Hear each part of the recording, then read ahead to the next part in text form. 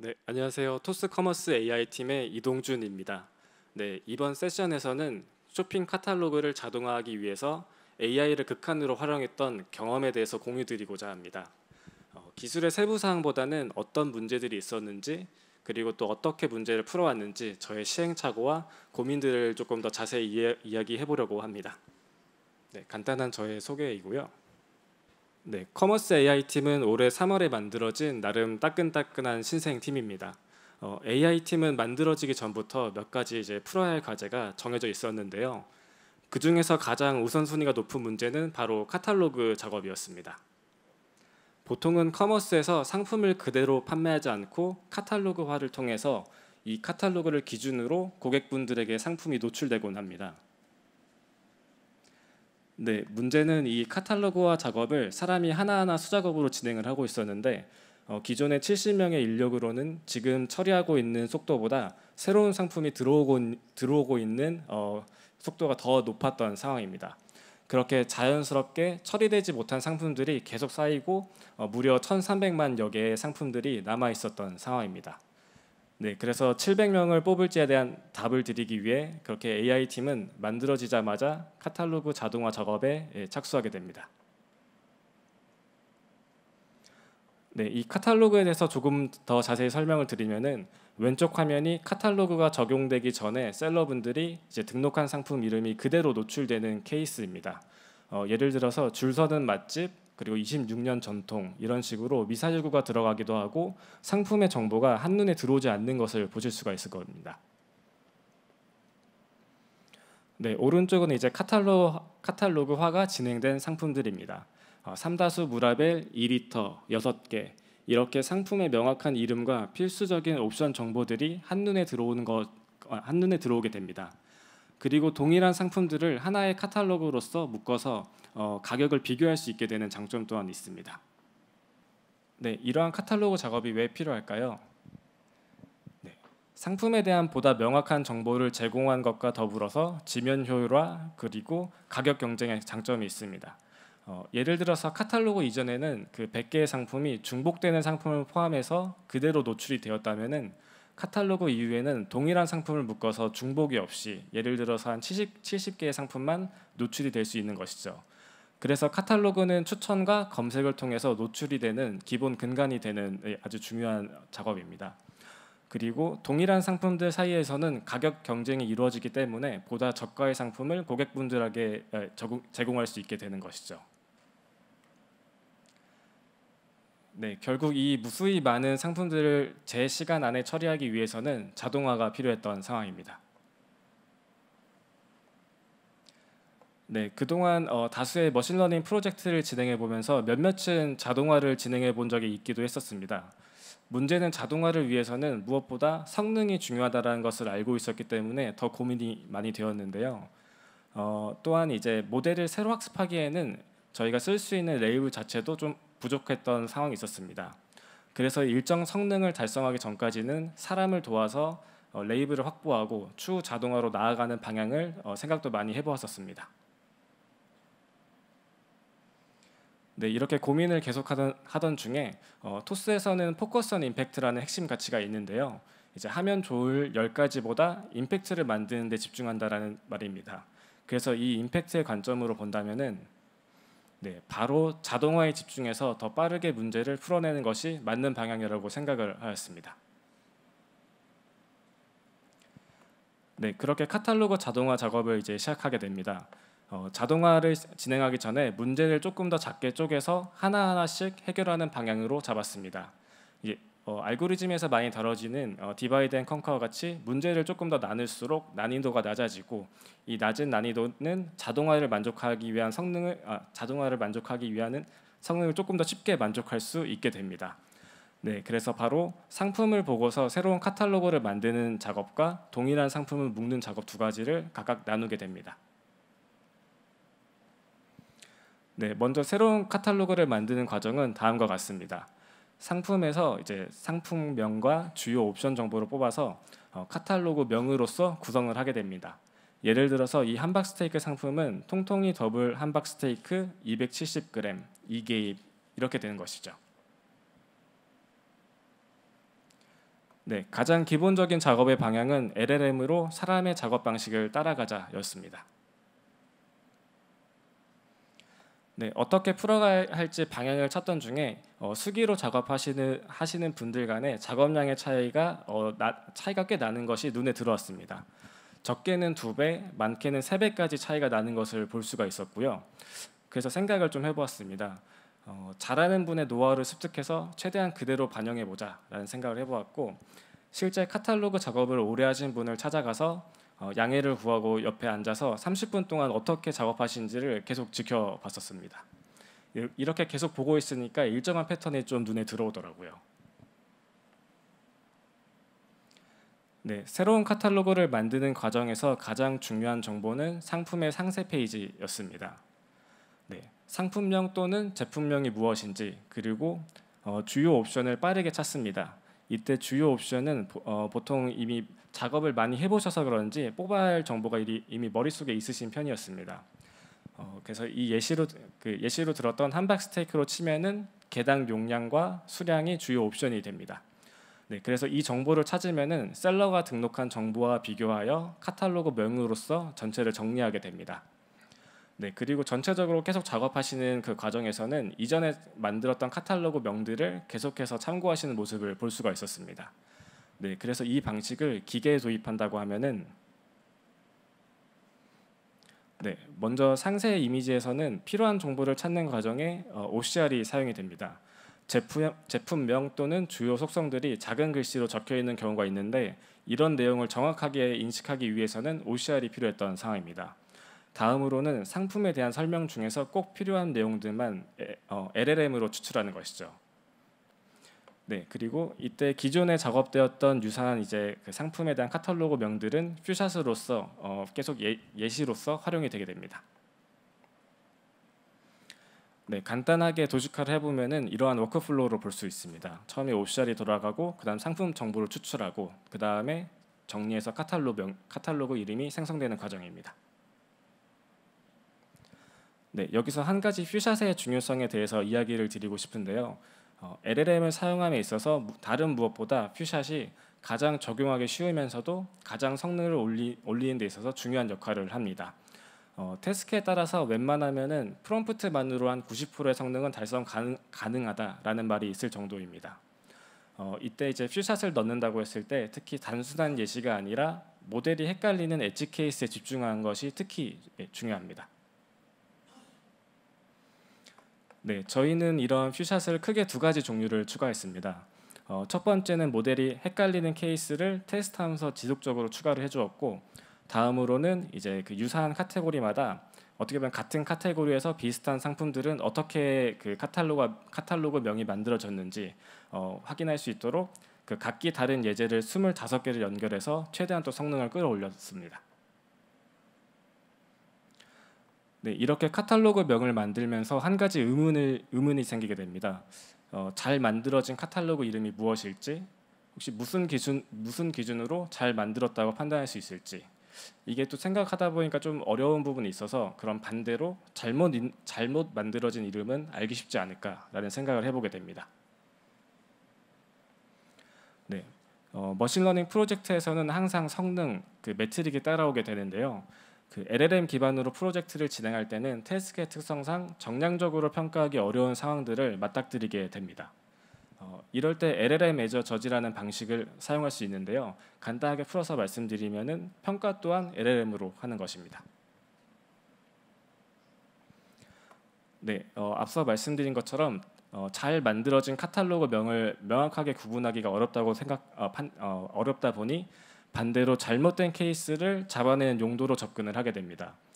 예를 들어 상품명이 명확하게 들어갔는지, 혹은 셀러가 입력한 정보가 제대로 반영되었는지, 혹은 중복된 내용이 들어가지 않는지 등등 각각의 기준점으로서 이렇게 판단을 하게 됩니다.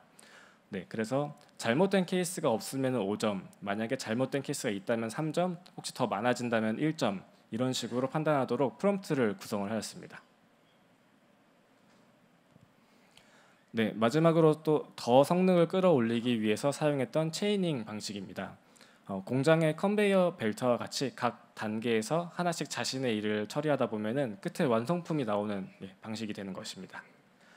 네, 간단하게 말씀을 드리면은 각각 처음에 초안을 만들어보고 초안을 보고서 이제 교정도 해보고 잘 만들었는지 검수해보고 이제 부족한 부분을 기반으로 다시 한번 고쳐보기도 하는 이런 워크플로우를 가지게 됩니다. 네, 최종 그림은 이런 식으로 만들어지게 됩니다. 어떻게 보면 LLM만 총 6번의 호출이 이루어지고 난 이후에야 최종적으로 카탈로그 명과 점수 그리고 점수에 대한 이유가 나오게 됩니다. 네, 그리고 이렇게 만들어진 결과는 머신러닝에서 많이 다뤄지는 휴먼 인 더 루프라는 방식으로 나머지 플로우가 진행됩니다. 점수가 5점으로 나온 경우에는 자동으로 카탈로그가 생성이 되고 부족한 점수의 경우에는 별도의 모니터링 툴을 통해서 사람을 통해 보완이 됩니다. 여기서 핵심적인 부분은 이제 모델의 부족한 부분을 지속적으로 피드백 받아서 더 많은 결과를 5점으로 만드는 것에 있습니다. 네, 이 카탈로그 생성 과정에서 가장 중요했던 지표는 바로 5점의 비율인데요. 5점의 비율이 높을수록 AI를 통해서 제 시간에 처리가 되는 상품이 많아지기 때문입니다. 반대로 이제 3점, 1점으로 떨어지는 비율에 따라서 추가로 사람이 얼마나 필요한지 인력에 대한 산정을 할 수 있기 때문이기도 합니다. 네, 목표로 했던 이제 90%의 성능을 끌어올리고 이제 카탈로그 팀과 머신러닝 플랫폼 팀, 데브옵스 팀과 함께 GPU를 확 끌어다가 남아있던 상품을 전체로 적용했던 기억이 남아 있습니다. 네, 이렇게 첫 번째 문제를 해결하고 다음 문제로 넘어가게 됩니다. 바로 동일 상품 묻기인데요. 이 문제들을 어떻게 풀어갈지 찾아보니까 다양한 방식으로 문제를 풀기 위한 시도들이 있었습니다. 대표적으로는 이제 군집화라고 하는 클러스터링의 접근 방식들이 많이 있었습니다. 네, 여기서도 동일한 문제를 만나게 되는데요. 클러스터링으로 접근하기에는 저희가 기반 데이터의 부족으로 성능을 담보할 수가 없었던 상황입니다. 그래서 다음으로 넘어가서 상품의 속성 혹은 메타 정보를 추출해서 이 정보들을 기반으로 연결하면 되지 않을까라는 생각을 해봤고 빠르게 좀 시도를 해보았습니다. 문제는 이제 정보가 뽑히더라도 한 상품의 절반 정도만 정보가 뽑히고 뽑힌 정보 또한 부정확했던 그런 이슈가 있었습니다. 그래서 이 정보 추출하는 방식으로는 일부 상품만 커버되고 빠르게 문제를 풀기 어렵다라는 판단을 하게 됩니다. 네, 그렇게 계속해서 고민을 하던 중에 미팅에서 이런 조언을 받았습니다. 이것도 약간 저번처럼 사람이 하던 방식에 집중해서 풀면 되지 않을까요? 네, 그렇게 다시 그 카탈로그 작업을 잘하시는 분이 어떻게 했었는지 되돌아보게 됩니다. 네, 그분은 이렇게 상품을 2개를 나란히 열어놓고 비교를 했었습니다. 특히 중요했던 부분은 상품의 상세 페이지를 빠르게 훑어보고 비슷하면 더 자세히 보고 아니면 빠르게 넘기시는 것이었습니다. 네, 그렇게 문제를 좀 다시 보면서 모델 입장에서도 더 쉽고 더 적은 데이터로도 평가할 수 있는 페어와이즈 클래시피케이션으로서 문제를 다시 재정의하게 됩니다. 이때 중요한 지표는 프리시전이 되는데요. 바로 서로 다른 상품이 동일하다고 묶였을 때는 잘못된 상품이 노출될 수 있는 등의 여러 문제가 생기기 때문입니다. 네, 이렇게 동일 상품 분류로서 하나의 모듈을 구성하게 되면은 한 가지 모듈이 더 필요해집니다.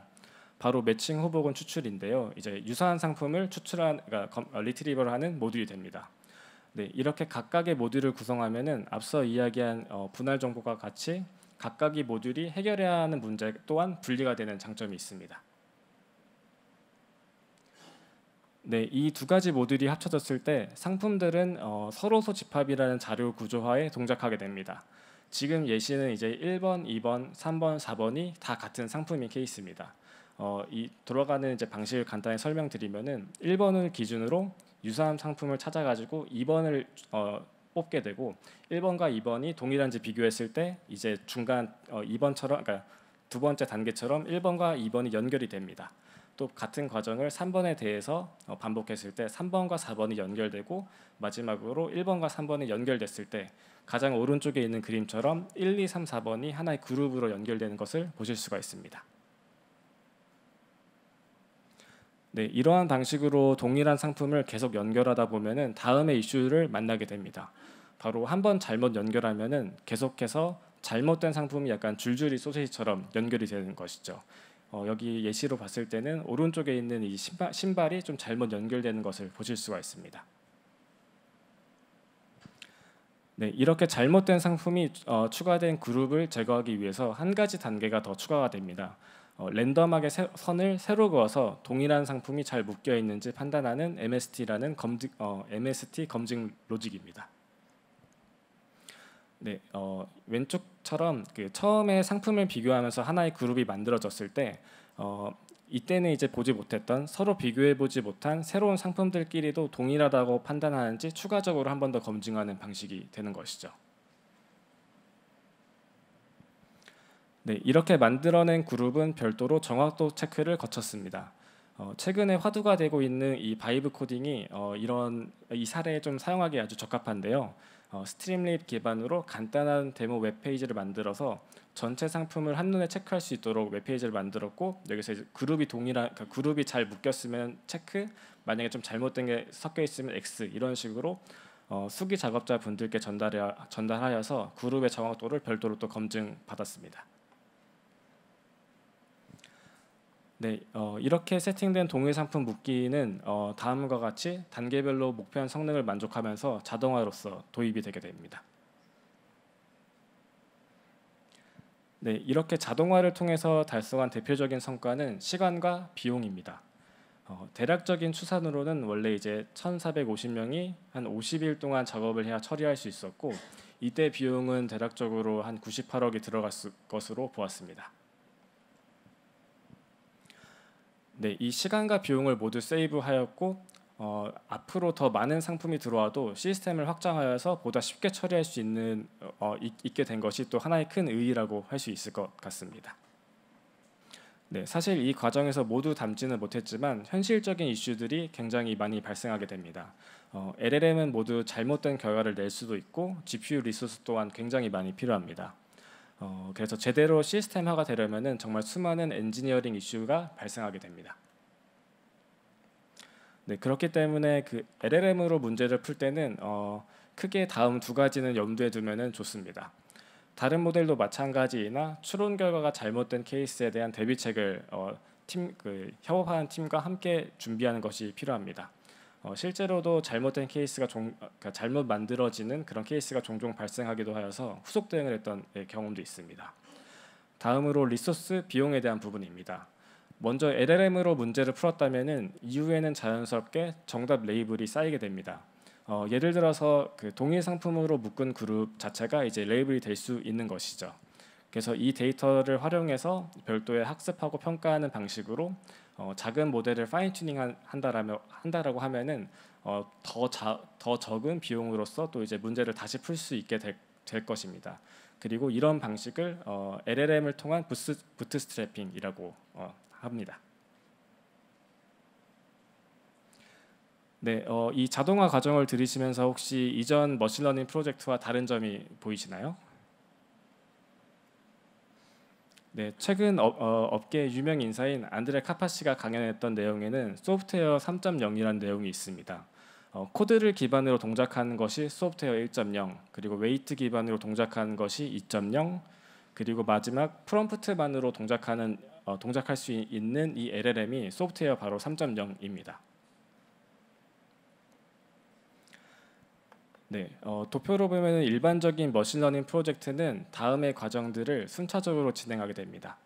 문제를 정리하고 데이터를 분석하고 또 거기에 맞춰서 데이터를 수집하고 정제하고 그 다음에 모델 학습한 다음에 평가 후 이제 적용하는 이런 플로우를 반복하게 되는 것이죠. 네, 여기서 이제 앞서 말씀드린 소프트웨어 3.0인 젠 AI 기반의 프로젝트는 데이터 수집, 정제, 그리고 모델을 학습하는 과정이 생략된다고 볼 수 있습니다. 그래서 어떻게 보면은 가장 시간이 많이 소요되는 부분들이 생략된다라고 볼 수가 있습니다. 네, 즉 문제를 정의하고 데이터를 분석한 후에는 바로 즉각적으로 실험을 들어갈 수 있는 환경이 제공되는 것입니다. 그래서 작은 실험을 빠르게 수차례 반복하면서 방향만 처음에 잘 잡는다면은 바로 문제를 풀 수 있게 되는 것이죠. 실제로 카탈로그 자동화에 들어간 시간은 대략적으로 카탈로그 생성에는 4주, 동일한 상품 묶기에는 10주 정도가 소요가 되었습니다. 기존의 머신러닝 프로젝트와 비교했을 때는 특정 카테고리별로 데이터를 모으거나 또 그 모은 데이터를 학습하고 하나하나 이제 풀어가는 시간이 굉장히 오래 걸렸을 텐데요. 이제 이 LLM을 통해서 한 번에 보다 범용적으로 그리고 짧은 시간 안에 문제를 풀 수 있는 상황이 된 것입니다. 네, 마지막으로 정리하면은 다음의 세 가지가 이 젠 AI 기반 프로젝트에서 가장 중요하다고 생각을 합니다. 비즈니스 상황을 명확하게 이해하고 문제를 정의하는 것, 그리고 적재적소의 기술을 활용하여 빠르게 해결법을 찾아가는 것, 그리고 마지막으로 주변 팀과의 긴밀한 협업이 무엇보다 중요합니다. 네, 마지막으로 이제 처음 700명의 인력이 필요할지에 대한 답으로서 이 세션을 마무리하고자 합니다.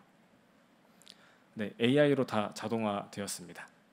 네, 긴 시간 발표 들어주셔서 감사합니다.